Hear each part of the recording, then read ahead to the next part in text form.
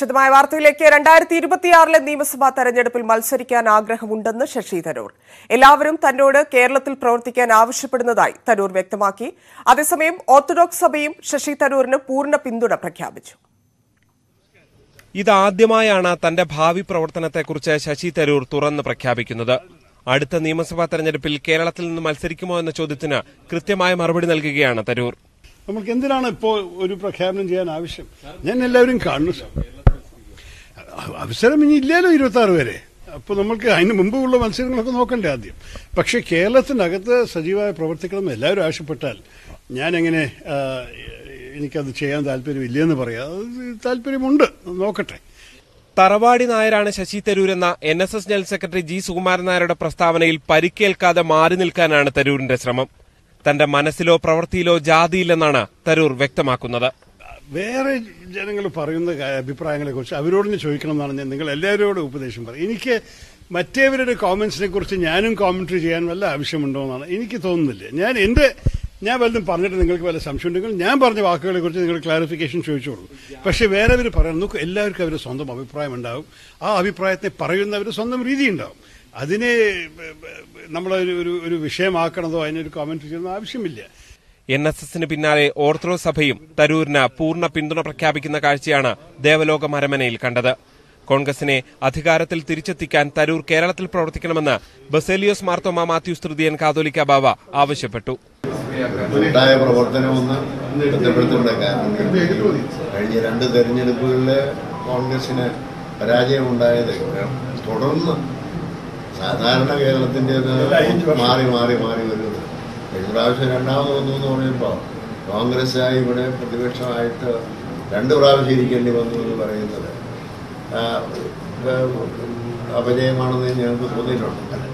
കത്തോലിക്ക സഭയിലെ വിവിധ ബിഷപ്പുമാരെ തരൂർ നേരത്തെ കണ്ടിരുന്നു. NSS ആസ്ഥാനത്തെ മന്നം ജയന്തി പരിപാടിയിലും പങ്കെടുത്തതിന് പിന്നാലെയാണ് ഓർത്തഡോക്സ് സഭാ ആസ്ഥാനത്തേക്ക് ശശി തരൂർ എത്തിയത്. ഓരോയിടത്തും കൃത്യമായ പിന്തുണ ഉറപ്പിച്ചാണ് തരൂരിന്റെ പര്യടനം തുടരുന്നത്. ന്യൂസ് 18 കോട്ടയം. കഴിഞ്ഞ നിയമസഭാ തെരഞ്ഞെടുപ്പിൽ UDF ആരെയും മുഖ്യമന്ത്രി സ്ഥാനാർത്ഥിയായി ഉയർത്തിക്കാട്ടിയിട്ടില്ലെന്ന് Ramesh Chennithala. NSS general secretary Sukumaran Nair ഉയർത്തിയ വിമർശനത്തിനാണ് രമേശ് ചെന്നിത്തലയുടെ മറുപടി. തന്നെ പ്രൊജക്ട് ചെയ്തുകൊണ്ടാണ് UDF പരാജയപ്പെട്ടത് എന്ന ആരോപണത്തിന് അടിസ്ഥാനമില്ല. തന്റെ മതേതര നിലപാടിൽ ഒരിക്കലും വെള്ളം ചേർക്കില്ലെന്നും രമേശ് ചെന്നിത്തല പ്രതികരിച്ചു. NSSന്റെ പ്രതികരണത്തോട് അസഹിഷ്ണുതയില്ലെന്ന് VD സതീശൻ. സർക്കാരിനെ വിമർശിക്കുന്നത് പോലെ പ്രതിപക്ഷത്തെയും വിമർശിക്കാമെന്നും സതീശൻ പറഞ്ഞു. ജി സുകുമാരൻ നായർക്കെതിരെ NSS high range taluk union president. സംഘടനയിൽ സുകുമാരൻ നായരുടെ ഏകാധിപത്യമാണ് എന്ന് R മണിക്കുട്ടൻ കുറ്റപ്പെടുത്തി. തന്നേക്കാൾ വളരുമെന്ന ഭയത്തെ തുടർന്നാണ് NSS രജിസ്ട്രാറെ രാജിവെപ്പിച്ചത്. നിയമപരമായല്ല സംഘടന പ്രവർത്തിക്കുന്നതെന്നും മണിക്കുട്ടൻ ന്യൂസ് 18 പ്രൈം ഡിബേറ്റിൽ പറഞ്ഞു. കാശില്ലാത്തവർ കളി കാണേണ്ടെന്ന കായിക മന്ത്രിയുടെ നിലപാടിനെ എതിർത്ത് പ്രതിപക്ഷം. വരേണ്യ സർക്കാരിന്റെ പ്രതികരണമാണ് മന്ത്രിയിൽ നിന്നുണ്ടായതെന്ന് VD സതീശൻ പറഞ്ഞു. പട്ടിണി കിടക്കുന്നവനും കാണേണ്ട കളിയാണ് ക്രിക്കറ്റെന്നും ടിക്കറ്റ് നിരക്ക് കുറയ്ക്കാൻ സർക്കാർ തയ്യാറാകണമെന്നും രമേശ് ചെന്നിത്തല ആവശ്യപ്പെട്ടു. അമിതമായ വിലക്കയറ്റം നാട്ടിൽ നടക്കുകയാണ്, അതുകൊണ്ട് കുറച്ചു കൊടുക്കണം. അങ്ങനെ പട്ടിണി കിടക്കുന്നവൻ കളി കാണാൻ പോണ്ട, വേറെ കാര്യമൊന്നുമില്ല. ടിക്കറ്റ് നിരക്ക് വർദ്ധിപ്പിച്ചതിൽ കായിക മന്ത്രിയുടെ വാക്കുകളാണിത്. ടിക്കറ്റ് നിരക്ക് വർധനയെ ചൊല്ലി വിവാദം പുകയുമ്പോൾ സർക്കാരിന് കിട്ടേണ്ട നികുതി പണം കിട്ടണമെന്ന നിലപാടിലാണ് മന്ത്രി. കഴിഞ്ഞ തവണത്തെ 5% വിനോദ നികുതി 12% ഉയർത്തിയതിനെതിരെ വ്യാപക വിമർശനം ഉയരുമ്പോഴാണ് കായിക മന്ത്രിയുടെ വിചിത്ര ന്യായീകരണം. കൂടാതെ നികുതി കുറച്ചാൽ BCCIയും KCAയും നേട്ടം കൊയ്യുമെന്നും മന്ത്രി പറഞ്ഞു. എന്നാൽ വരേണ്യ സർക്കാരിന്റെ പ്രതികരണമാണ് മന്ത്രിയിൽ നിന്നുണ്ടായതെന്നാണ് പ്രതിപക്ഷ നേതാവിന്റെ വാക്കുകൾ. ഇത്തരം ആളുകളെ എന്തിനാണ് മന്ത്രിസഭയിൽ വെച്ചുകൊണ്ടിരിക്കുന്നതെന്നും VD സതീശൻ. വരേണ്യവർഗക്കാർക്ക് വേണ്ടി മാത്രമുള്ള ഗവൺമെന്റ് ആണോ ഇത്? സാമ്പത്തിക സ്ഥിതിയുള്ളവർക്ക് വേണ്ടി മാത്രം സൗകര്യങ്ങൾ ഒരുക്കി കൊടുക്കുന്ന സർക്കാരാണോ ഇത്? ഇതിന് മറുപടി പറയേണ്ടത് മുഖ്യമന്ത്രിയാണ്. എന്തിനാണ് ഇങ്ങനെയുള്ള ആളുകളെ മന്ത്രിസഭയിൽ വെച്ചുകൊണ്ട് നടക്കുന്നത്? പട്ടിണി കിടക്കുന്നവനൊന്നും വന്ന് കളി കാണേണ്ട എന്ന് പറയാൻ ഒരു മന്ത്രിക്ക് ധാർഷ്ട്യമുണ്ടാകണമെങ്കിൽ ഇവരൊക്കെ ഏത് ലോകത്താണ് ജീവിക്കുന്നത്? എന്തൊരു മര്യാദകേടാണ് പറയുന്നത്, അസംബന്ധമാണ് പറയുന്നത്. പാവപ്പെട്ടവനും ക്രിക്കറ്റ് കാണണമെന്ന് രമേശ് ചെന്നിത്തല. പാവപ്പെട്ടവൻ കളി കാണരുത് എന്ന് പറയുന്ന മന്ത്രിയുടെ നിലപാടിനോട് ഒരു കാരണവശാലും യോജിക്കാൻ കഴിയില്ല. അദ്ദേഹം അത് പിൻവലിക്കുകയും സാധാരണക്കാർക്കും പാവപ്പെട്ടവർക്കും കൂടി കളി കാണാനുള്ള അവസരം ഉണ്ടാക്കുകയാണ് വേണ്ടത്. കഴിഞ്ഞ തവണത്തേക്കാൾ കുറഞ്ഞ നിരക്കാണ് ഇത്തവണത്തേതെന്നാണ് BCCIയുടെയും KCAയുടെയും വിശദീകരണം. മത്സരം നടക്കുന്ന മറ്റ് സംസ്ഥാനങ്ങളിൽ വിനോദ നികുതി പൂർണ്ണമായും ഒഴിവാക്കി താരതമ്യേന കുറഞ്ഞ ടിക്കറ്റ് നിരക്ക് ഈടാക്കുമ്പോഴാണ് വരുമാനത്തെ ചൊല്ലിയുള്ള സർക്കാർ KCA പോരെന്നതും ശ്രദ്ധേയം. ന്യൂസ് 18 തിരുവനന്തപുരം. കാര്യവട്ടം അന്താരാഷ്ട്ര ഏകദിന മത്സരത്തിന് വിനോദ നികുതി കൂട്ടിയെന്ന വാർത്ത വാസ്തവവിരുദ്ധമെന്ന് മന്ത്രി MP രാജേഷ്. 24% മുതൽ 50% വരെ വാങ്ങാമായിരുന്ന വിനോദ നികുതി 12% കുറച്ചു നൽകുകയാണ് തദ്ദേശ സ്വയംഭരണ വകുപ്പ് ചെയ്തത്. തിരുവനന്തപുരം കോർപ്പറേഷനോടും സംഘാടകരായ കേരള ക്രിക്കറ്റ് അസോസിയേഷനോടും ചർച്ച ചെയ്ത് ഇരു കൂട്ടരുടെയും സമ്മതപ്രകാരമാണ് നികുതി നിരക്ക് നിശ്ചയിച്ചതെന്നും മന്ത്രി വ്യക്തമാക്കി. വയനാട് സുൽത്താൻ ബത്തേരി ടൌണിൽ ഇറങ്ങിയ കാട്ടുകൊമ്പൻ PM2വിനെ പിടികൂടി വനംവകുപ്പ്. 9 മണിയോടെയാണ് ആനയെ വനപാലകർ മയക്കുവെടി വെച്ചത്. PM2വിനെ പിന്നീട് മുത്തങ്ങ ആനപ്പന്തിയിലെ കൂട്ടിലേക്ക് മാറ്റി. PM2വിനെ പിടികൂടാൻ വനംവകുപ്പ് സംഘം 2 ദിവസമായി നടത്തിയ ദൌത്യമാണ് വിജയം കണ്ടത്. കാട്ടാനയെ മുണ്ടക്കൊല്ലി വനഭാഗത്ത് വച്ചാണ് രാവിലെ 9 മണിയോടെ വെടിവെച്ചത്.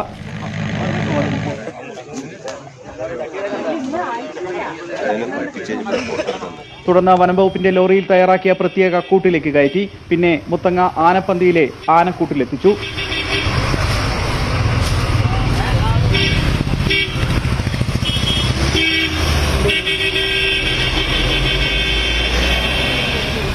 ഈ ആന എന്ന് പറഞ്ഞു കഴിഞ്ഞാൽ തമിഴ്നാട്ടിൽ പ്രശ്നങ്ങൾ സൃഷ്ടിച്ച ആനയാണ്. 2 പേരെ കൊല്ലുകയും ചെയ്തിട്ടുണ്ട്. 100ഓളം വീടുകൾ ഇത് തകർത്തൊരു ആനയാണ്. ഇതിന് മാത്രമല്ല, ഇതിന് റേഡിയോ കോളർ ഘടിപ്പിച്ച ആനയാണ്. അതുകൊണ്ട് തന്നെ ഇതിനെ പിടികൂടുക എന്നുള്ളത് വളരെ പ്രാധാന്യമുള്ളായിരുന്നു. അത് മറ്റു മസ്റ്റായിരുന്നു അത്. പിന്നെ ഇന്നലെ നമ്മൾ കാട്ടിൽ കയറിയെങ്കിലും ആനയെ നമുക്ക് കണ്ടെത്താൻ കഴിഞ്ഞു. പക്ഷെ നമുക്കൊരു പറ്റിയൊരു സ്ഥലത്ത് നമുക്ക് ഡാർട്ട് ചെയ്യാൻ പറ്റിയിട്ടില്ല. ആനയെ ഡാർട്ട് ചെയ്യുമ്പോൾ നമുക്ക് കൊല്ലിയിൽ വെച്ചൊക്കെ ഡാർട്ട് ചെയ്താൽ നമുക്ക് അതിനെ കൊണ്ടുവരാനുള്ള ബുദ്ധിമുട്ടുള്ളൂ. എന്തായാലും ഇന്ന് ഭാഗ്യം കൊണ്ട് രാവിലെ തന്നെ നമുക്ക് നല്ലൊരു സ്ഥലത്ത് ഇതിനെ നമുക്ക് ഡാർട്ട് ചെയ്യാൻ പറ്റി. തമിഴ്നാട് വനമേഖലയിൽ 176 കിലോമീറ്ററിലേറെ സഞ്ചരിച്ചാണ് കാട്ടാന ബത്തേരി നഗരത്തിലെത്തിയത്. PM2വിനൊപ്പം മറ്റൊരു കാട്ടാനയുടെ സാന്നിധ്യം തിരിച്ചറിഞ്ഞതും ദൌത്യം കഴിഞ്ഞ ദിവസം സങ്കീർണമാക്കിയിരുന്നു. ആനയെ മയക്കുവെടിവെച്ച് പിടികൂടാനായി പ്രവർത്തിച്ച ദൌത്യസംഘത്തെ വനമന്ത്രി പ്രത്യേകം അഭിനന്ദിച്ചു.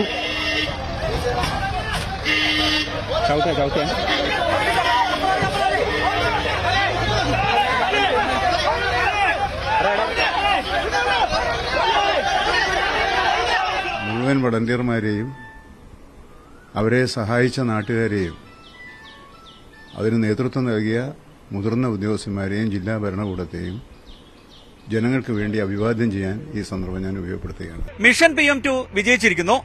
പന്തലൂർ മക്നു ഇനി മുത്തങ്ങ ആനക്യാമ്പിന് സ്വന്തം. വയനാട് മുത്തങ്ങയിൽ നിന്നും ക്യാമറമാൻ ഷാഫിക്കൊപ്പം രതീഷ് വാസുദേവൻ, ന്യൂസ് 18. പാലക്കാട് ധോണിയിലിറങ്ങിയ PT7 എന്ന കാട്ടാനയെ മയക്കുവെടി വെച്ച് പിടികൂടാനുള്ള നടപടികൾ ഉടൻ ആരംഭിക്കും. വയനാട് PM2 കാട്ടാനയെ മയക്കുവെടി വെക്കാൻ പോയ ദൌത്യസംഘം അടുത്ത ദിവസം മടങ്ങിയെത്തുന്നതോടെയാണ് നടപടികൾ ആരംഭിക്കുക. പാലക്കാട് മലമ്പുഴയിൽ കാട്ടാനക്കൂട്ടം ഇറങ്ങി. ഇന്നലെ വൈകുന്നേരമാണ് മലമ്പുഴ ഡാമിന്റെ സമീപ പ്രദേശങ്ങളായ കവയിലും ചേമ്പനയിലും കാട്ടാനക്കൂട്ടം നിലയുറപ്പിച്ചത്. ഏറെ പരിശ്രമത്തിനൊടുവിലാണ് കാട്ടാനക്കൂട്ടത്തെ കാടുകയറ്റിയത്. തമിഴ്നാട് കൂനൂരിൽ കാട്ടാനക്കൂട്ടം തമ്പടിച്ചതിന്റെ ദൃശ്യങ്ങളും പുറത്തുവന്നു.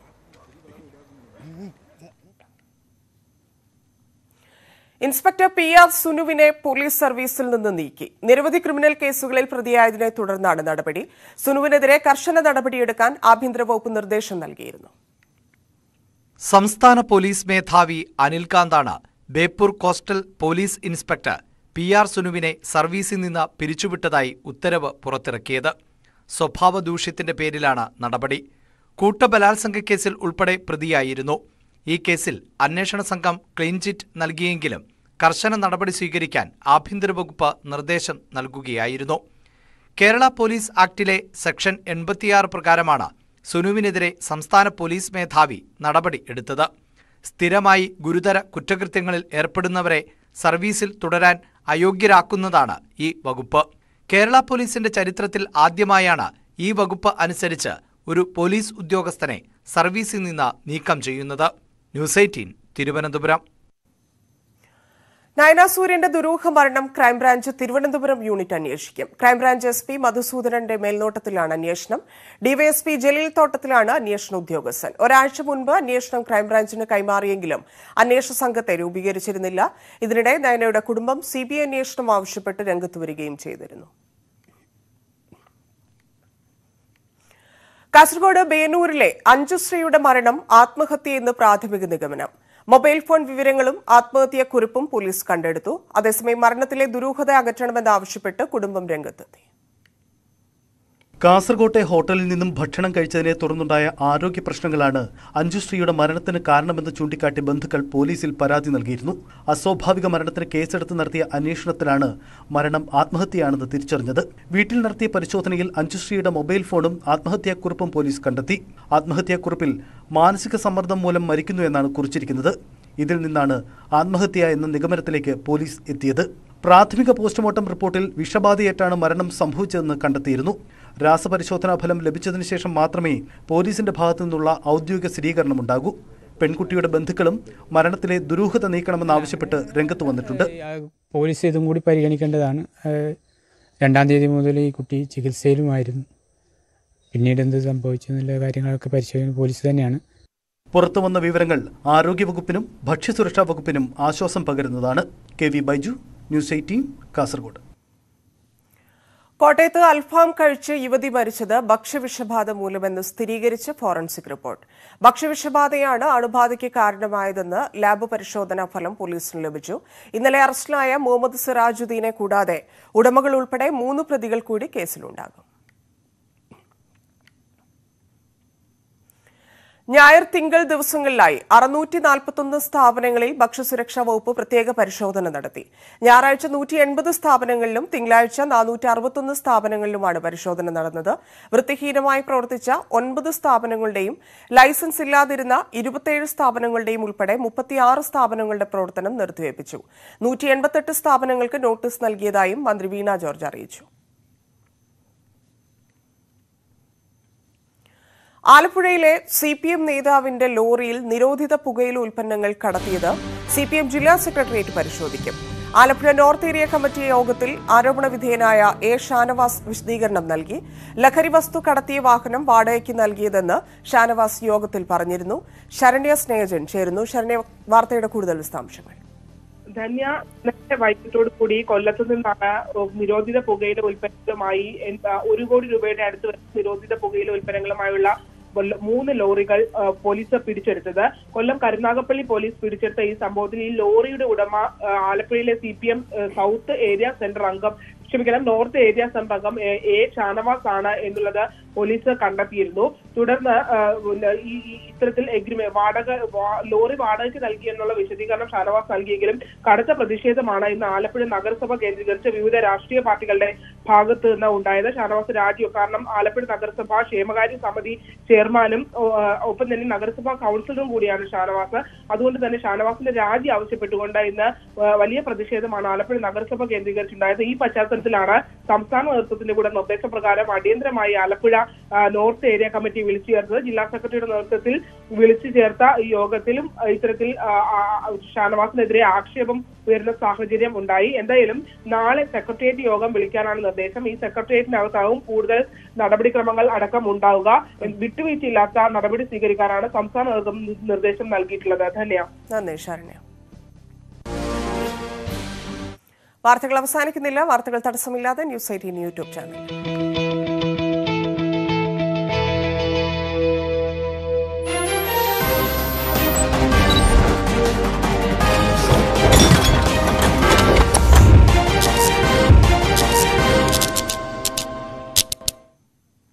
വാർത്തകളിലേക്ക്.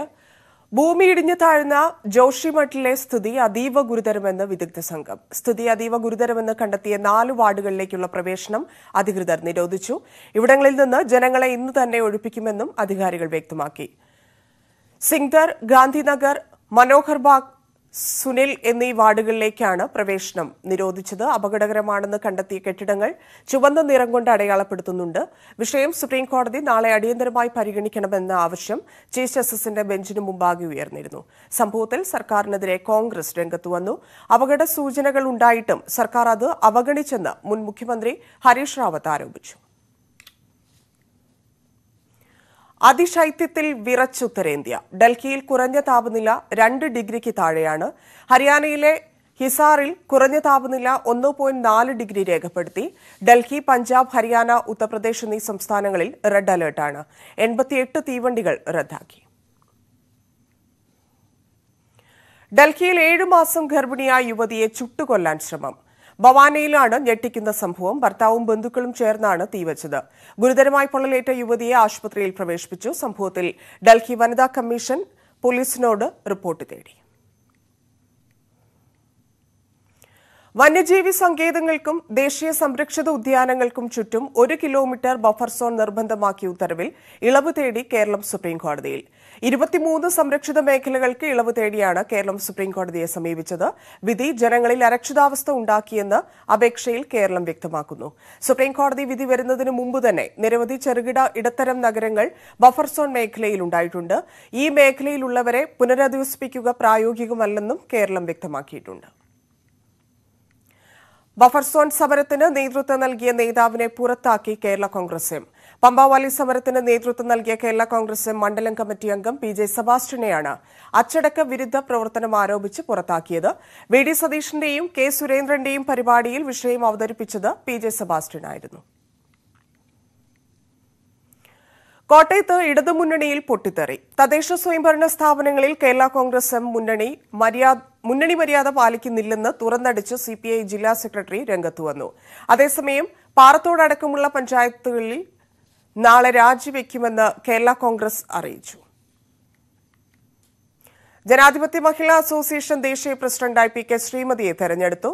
സുശീല ഗോപാലിന് ശേഷം ആദ്യമായിട്ടാണ് ഒരു മലയാളി ദേശീയ പ്രസിഡന്റ് സ്ഥാനത്തെത്തുന്നത്. മറിയം ദാവ്ലെ ജനറൽ സെക്രട്ടറിയായി തുടരും. കേരളത്തിൽ നിന്ന് KK Shailaja, P Sathidevi, Susan Kodi, PK Zainaba എന്നിവരെ വൈസ് പ്രസിഡന്റുമാരായും N സുകന്യ, CS സുജാത എന്നിവരെ സെക്രട്ടറിമാരായും തെരഞ്ഞെടുത്തു. KSEBയും മാസം തോറും വൈദ്യുതി നിരക്ക് വർദ്ധിപ്പിക്കുമോ എന്നതിലടക്കം തീരുമാനമെടുക്കാൻ വൈദ്യുതി മന്ത്രിയുടെ നേതൃത്വത്തിൽ നാളെ ഉന്നതതല യോഗം ചേരും. വൈദ്യുതി വിതരണ കമ്പനികൾക്ക് ഇന്ധന സർചാർജ് മാസം തോറും ഈടാക്കാൻ കേന്ദ്ര സർക്കാർ അംഗീകാരം നൽകിയിരുന്നു. വാർത്തകൾ അവസാനിക്കുന്നില്ല. വാർത്തകൾ തടസ്സമില്ലാതെ News 18 യൂട്യൂബ് ചാനൽ.